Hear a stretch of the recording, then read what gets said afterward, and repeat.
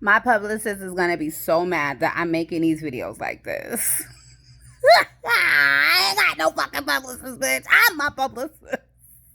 My dope is my publicist because dope just literally sells itself.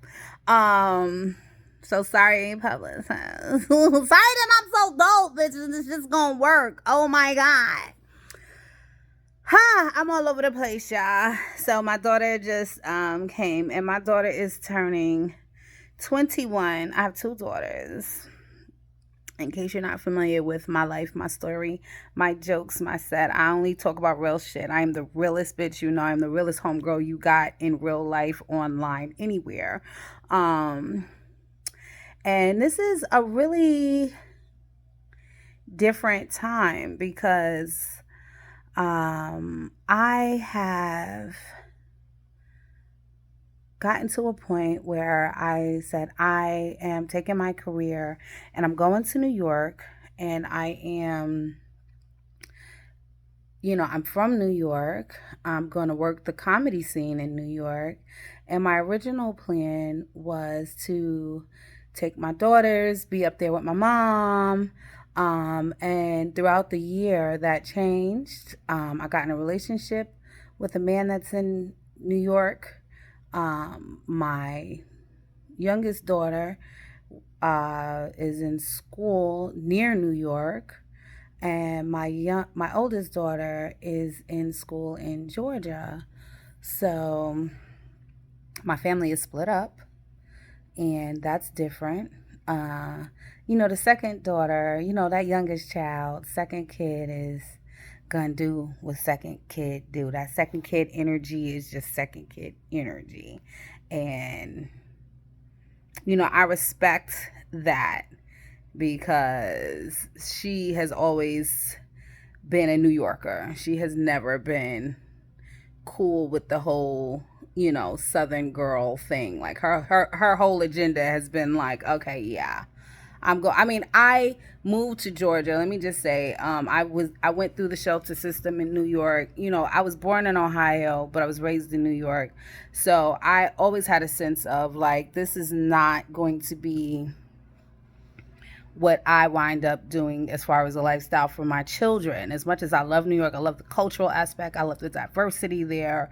I just did not like that to see blacks with money was so like you gotta go to a certain place. Like in Georgia, that shit is like you could be in a neighborhood of mansions and you see a black woman come out with her bonnet on to check her mail, and you're like, okay, so I say you, hey, okay, like that's her shit. She ain't the fucking maid. In New York, you go to certain neighborhoods, you like, yeah, this is a white neighborhood, clear as day. And I'm not saying like it's not white neighborhoods out here and black neighborhoods, but y'all get what I'm saying. Like Georgia is black and it's affluent, and I wanted my kids to see that and have it attainable, and like you can put your hands on it, you can smell it, and mission accomplished for that. So my daughter was able to get that and take her ass back to New York because, she is a city girl. Okay.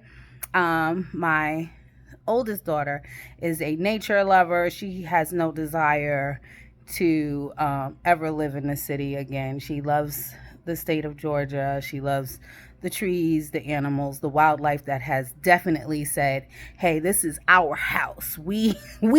This our house, and yeah, that's, because my daughter feeds these motherfuckers. And God forbid I kill a fucking reptile that decided to come in the house. Like, bitch, the outside, fine.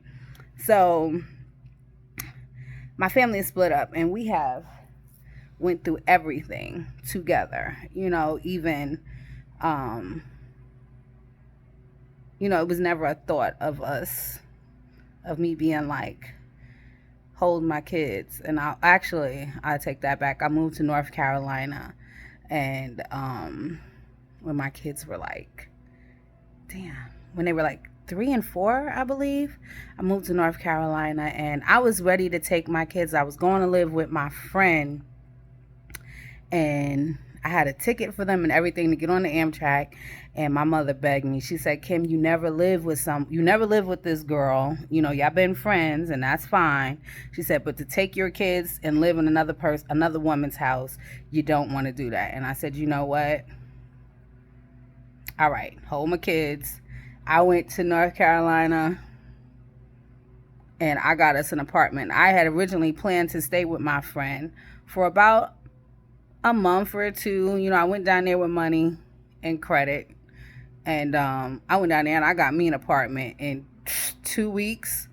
And I was like, yeah, bring my fucking kids. My mother had took my kids to Disney World and I went and met her at the Amtrak stop because my mother don't fly on her way going back to New York. I went and met them, got my kids off of Amtrak, and my second daughter had a head full of gray hair from being away from me.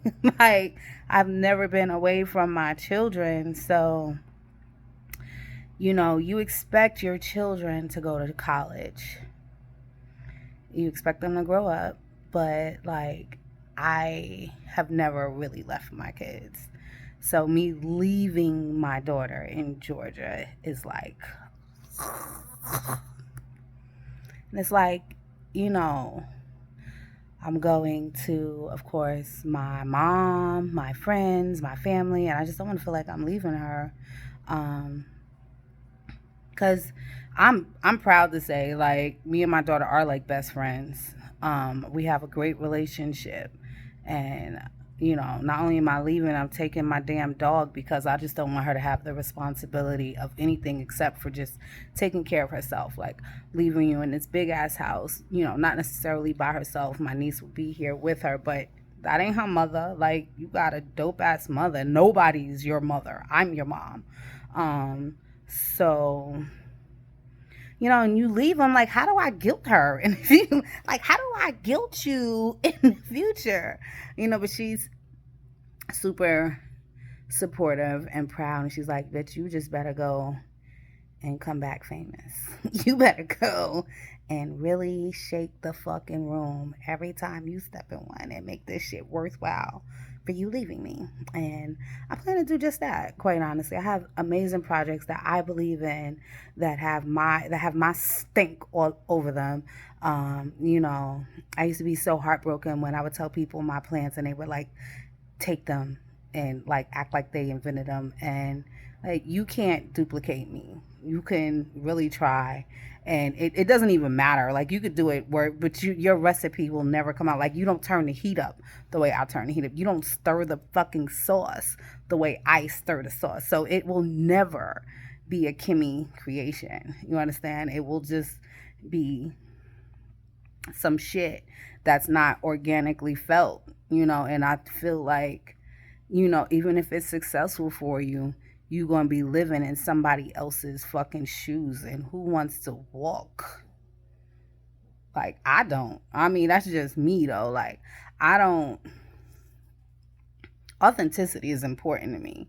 It's like, I don't want to be nobody else ever. Like, I don't give a fuck what it look like, what it smell like, the money that they offering. Like, I done bust my ass to get what I got, and I'm comfortable. You know, so like, fame,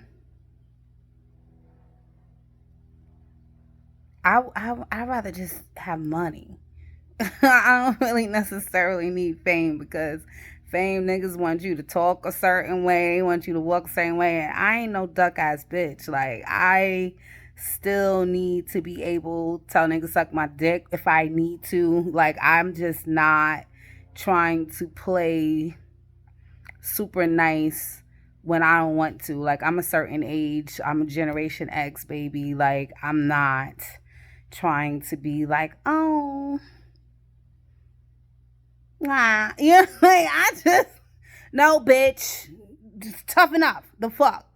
The shit, oh, well, life is not, you know, sometimes shit happens. You're not exempt. You know what I mean? Who the fuck is you? You know what I'm saying? Jesus cried. The fuck? He still had to get the fuck up. It wasn't the seventh day, bitch. You don't get a break. The fuck? So, you know, I just want to hustle so that my children, can still work too, because you don't get a break either. But you can always come home, and you can always have a place to come home, and you can see by example that your mother went out and did it, and you know what I went through, and you see my mother, okay? Because my mother ain't no hoe either. My mother ain't no punk bitch either. You know what I'm saying? Like, so, and then you see her mother. Like, you come from a line of greatness. You understand? So it's a reason why we're here, and it's a reason why we do these things. And I don't start talking, and I got off the topic, but that's okay because we're gonna always come back and revisit. Okay? I love y'all. Everything you do, make sure you do it with love. Make love dope again, y'all. Relatively speaking, 828.